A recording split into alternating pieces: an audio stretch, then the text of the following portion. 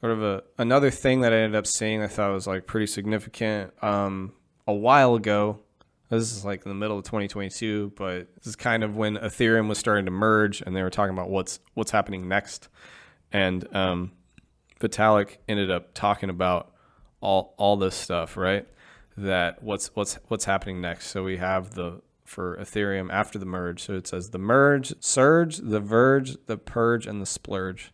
So it kind of just talks about, so now that the merge has already happened, the Splurge next is going to massive scalability increases for rollups through sharding, base sharding. So just a lot of a breakdown. I don't think people realize there's like, this huge 5-point system and all this stuff. The Verge, statelessness through vertical trees. Anyways, the point is there's people that are coding and working on this and engineering it have like a long big 5-step process of all these things they want to clean up and ensure its security and success and everything. And I think if you just look at a chart and you kind of just like, oh, what's Ethereum doing? Like, you won't know that they have like a 1 to 4 year process here that they're all looking at as, okay, we do this part, then we do this part, and it's like trying to do the most essential things for what the blockchain needs to do. And then at the end, they have the purge, or they're cleaning stuff up, and then the splurge is just a bunch of extra stuff that they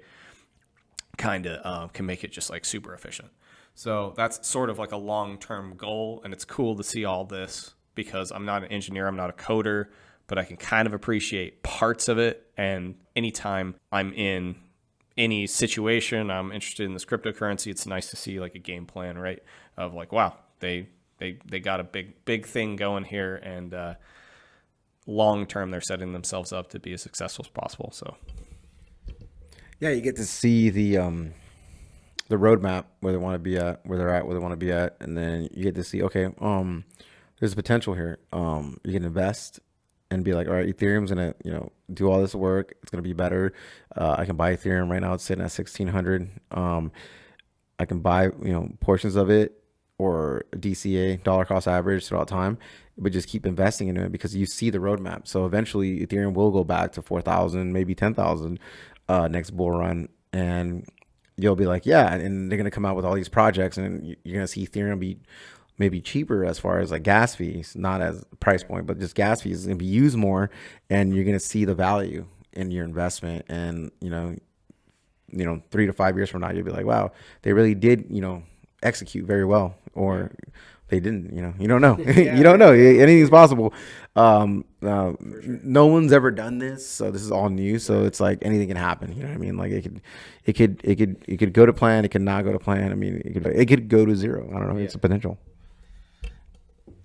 I mean, it's almost better for Ethereum. It's trying to do so many interesting things all the time. It's sort of like the biggest playground in my mind. Like, some of them are like a little more constringent and like, okay, we only do this and we're going to play it safe or whatever. Like they're like, let's do all these things. So I was just thinking, man, like, what if like Amazon ended up choosing them instead of Avalanche? That probably just would have went like, but I think it's better long-term because it's all like open source, and Avalanche is a little bit more of a business, or they have, not to say that Ethereum doesn't have like long-term employees, but like, they're like run with a board and everything, where Ethereum, some of it's nonprofit, or, so it's almost better. It works out this way, and they want to do everything like super completely right. And then they want to just like go crazy with, okay, let's make this the most interesting, efficient, and do as many things as possible, where Avalanche or some of them might be, okay, we're going to run businesses. We're going to do this. We're going to be efficient.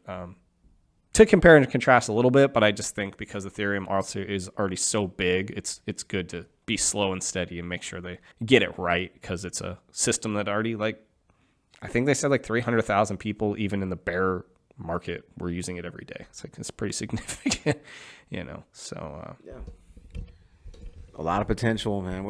This 1,600 price tag reminds me of the pre-bull run. You know what I mean? Yeah. When we first started this journey and podcasting, talking about crypto and stuff, it was around 1,200, and it jumped up to 14 to 16, sat there for a while, and then it just shot up, 2,200, 3,000, 4,500. It was ridiculous.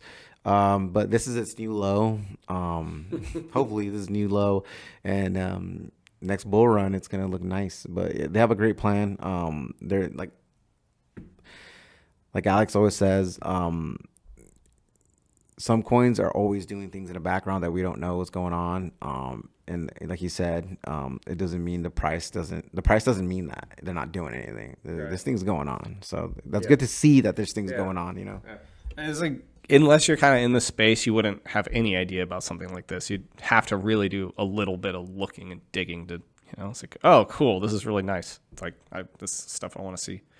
And they posted it on Twitter, so yeah, right. I mean, it's not impossible to find. No, it's not impossible. You just got to know how to look for it. Yeah, like a lot of people that just look at, oh, what's a blockchain? Okay, cool. Like you just look at a price and or you go, just look at those freaking those moon boys or those pump and dump guys are like, the next coin is gonna be this, and then like it's like some crappy coin. Well, somebody's actually sitting working on something. Yeah. Like they have no like logical reason or anything. They're just saying it's gonna go up, and you're like, okay, what is it? And you're like, it's yeah. It's gonna go up, guys. But you gotta understand, at that point, they bought like months in advance, so they're just waiting for a rally for the sigmas in a chart to go up, and then they're gonna start posting videos.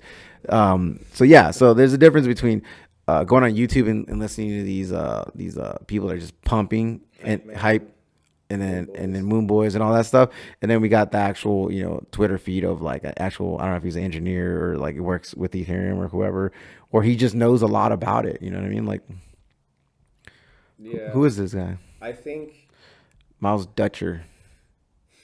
And it's just Vitalik's who's running Ethereum's breakdown. Yeah, so. and he tagged the guy. You know what I mean? He tagged the freaking Ethereum Godfather, dude. Like, come on, man.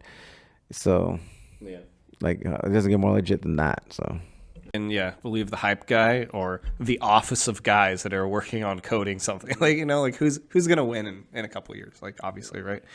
But I mean, hype away if that's what sends you into orbit and have a good time. Get your whatever's off. Until you lose all your money. Yeah, like why did it go down? So Dogecoin was a copy of something else, and no one did anything. Why did it go down? Oh wait, yeah. It's on SpaceX, bro. Yeah. It's like depends if Elon promotes it or not. That's the price. Doge was his it's like his pet project. It was his what do they call those things? People get and then they become rich. Trust fund. Doge is his trust fund to buy Twitter. Oh. Yeah, it's a good way of looking at it. Pretty sure he had like $100 to $200 billion now, so I don't think he's too concerned. It's more like I think it's just fun for him to meme. It's a good time, Yeah, it's like how many people's lives can I make better and then ruin at the same time? I don't know. Like I feel like I'd have too much responsibility. Like ethically, like I guess it wipes people out that like can't logically and critically think too much, right? Like, oh, if you just want to throw all your money into something that you don't know anything about, but I'm promoting, have fun. Like, I don't know. Like, and then knowing that some people can make a bunch of money off of other people, it's strange. It's a weird thing. Hey man, no one asks where the money comes from. They just wait until the friggin' the chart goes up. Yeah. You know what I mean? No one asks whose money Yeah. this is. Yeah. You're like, no, I'm selling now. You know what I mean? When you sell, you don't think about the people's money that got in there. You know what Absolutely. I mean? So it's one of those things where like you know what you're doing, you're investing, and you just get to reap the reward because you were there before them. That's all it is. Yep. And then there's other things that actually have use case. But hey, but we're just referring to Doge. You throw your money in a pot, and if you pull it out at the right time, you make money. Like that happens too.